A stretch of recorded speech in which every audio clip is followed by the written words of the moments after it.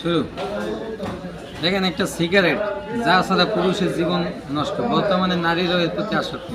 কিন্তু এই সিগারেটটা তৈরি কি দিয়ে? আমি মনে করি শুধু একটা তামাক দিয়ে সিগারেটটা তৈরি। আসলে এটা তামাক নয়। এই তামাকের ভিতরে দেওয়া হয় গ্লিসারিন, এই তামাকে দেওয়া হয় চিনি, এরপরে মেডিসিন, এরপরে ফ্লেভার, এর সাথে আরও অনেক কিছু। এই তামাক দিয়ে পরবর্তীতে টোটালটা তৈরি হয় একটা সিগারেট।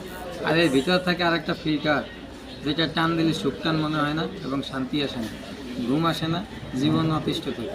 আর এই ফিল্টারটা তৈরি করে কীভাবে? এটা শুধু টো আসে জাপান থেকে, এটা ট্রাইসিডিন দেওয়া হয়, এটা গ্লু মিক্স করা হয়, এরপর এটার উপরে একটা কাগজ দেওয়া হয়, এরপর এটা একটা তৈরি হয় ফিল্টার। এটারে একটা থেকে 4টা, কখনো 6টাও তৈরি হয়।